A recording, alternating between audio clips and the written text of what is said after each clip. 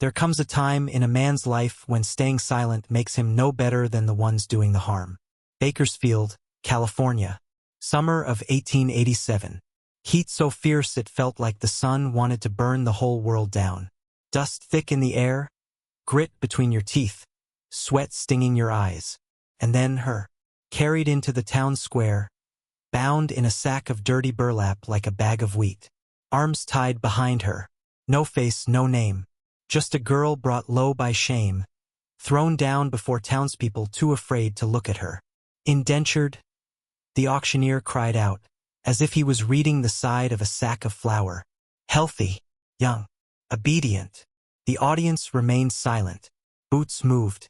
A man spat. No one said a word because on some level they'd all witnessed this before. A girl, price, and a silence you could choke on. Then, a voice, $50. James Whitaker, a rancher who hadn't shown his face in town for over a year. No wife, no friends.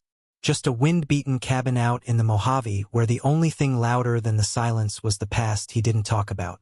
Nobody outbid him. Nobody even blinked. Because when a man like James speaks, people listen even if they don't understand. He paid in full. Swiped the rope as if it were a loaf of bread. Spoke not a word. Merely turned and walked. She trailed, head down, dragging her feet, and the crowd parted them. Not that they disapproved, but because the fear turns decent people into cowards. But me, I noticed what they did not. The quiver in his jaw. The shake in his hand when he accepted that rope. It was not lust. It wasn't pity. It was something more. Something older. The kind of hurt that only surfaces when you've lost more than you can bear, and still decide to care. And then the part everyone wasn't expecting happened. She said his name.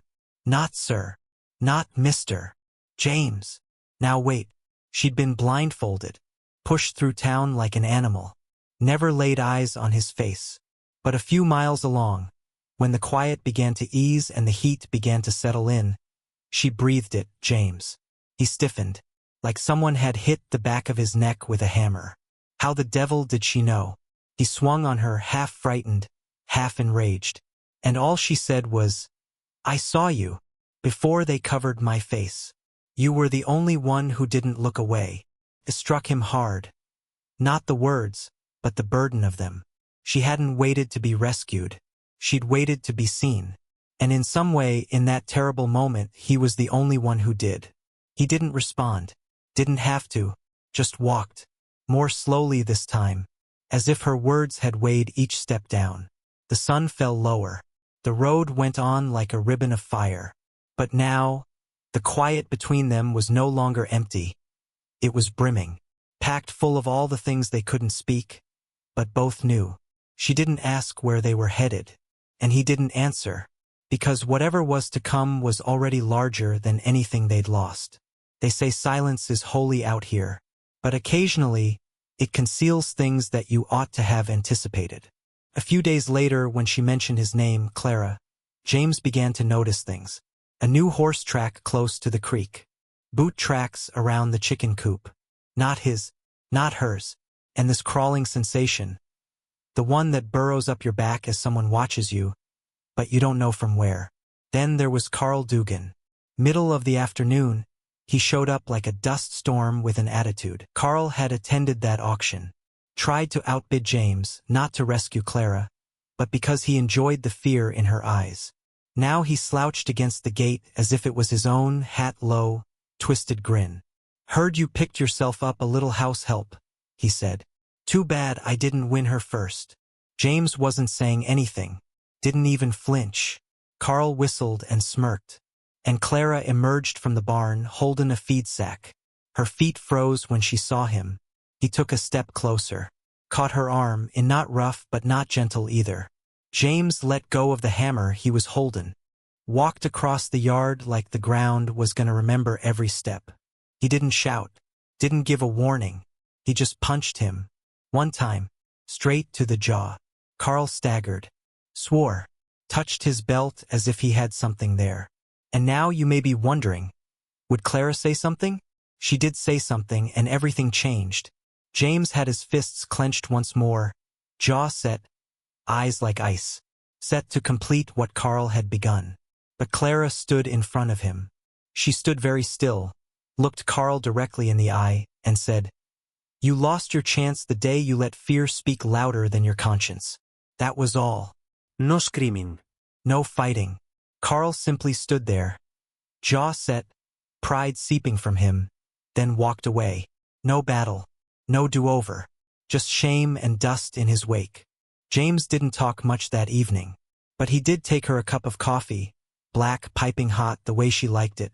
Something had changed between them, not because he fought for her, but because when she decided to fight for herself, he let her.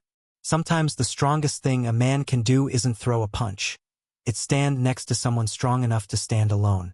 And if tales like this awake something in you, something hidden or still smoldering, then go ahead and give us a like. Subscribe, because there's plenty more where this is coming from. And who knows, possibly the next tale we share will be yours. After Carl rode off in a tempest of ego and failure, the air in Bitter Ridge grew heavier. Word traveled like wildfire, fast, hot, and incorrect. The truth wasn't important. It never is. Some people said Clara had asked for it. Others murmured that James had finally lost his mind. Neither of them took a bite out of the gossip. They just kept on moving.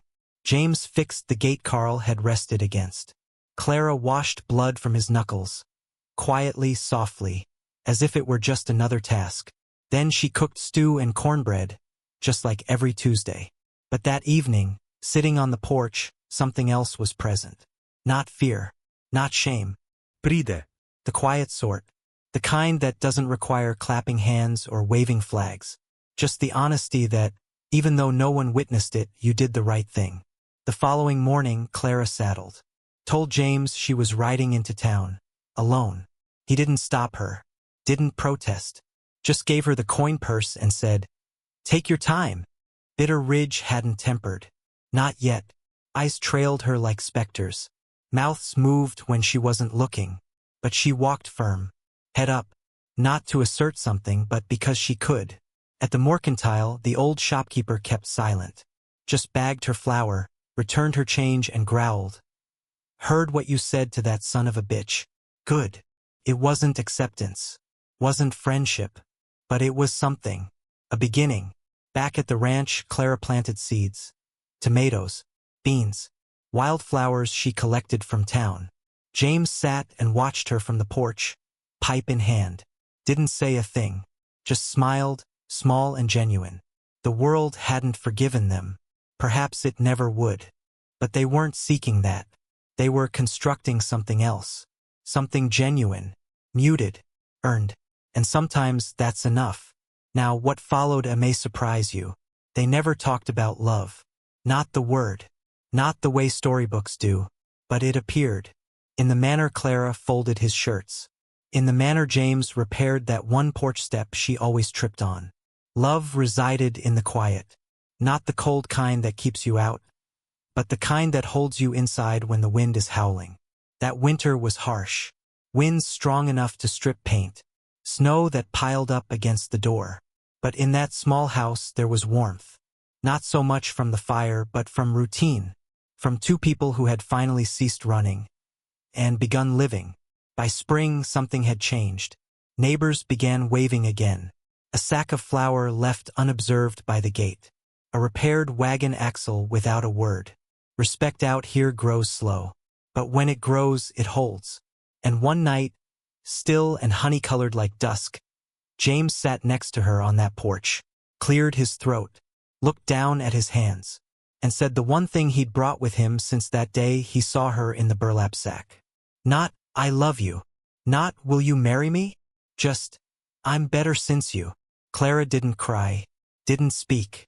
She just reached over, grabbed his hand, and held on like she'd been planning to do for a long, long time. Because maybe that's the point. Not to save each other, but to be brave enough to stop walking alone. So if you're out there, feeling too far gone, too broken, too used up, let me tell you this. It's never too late. Not for love. Not for dignity. Not for starting over. You don't have to be whole to be worthy. You just have to keep showing up. Like James. like Clara.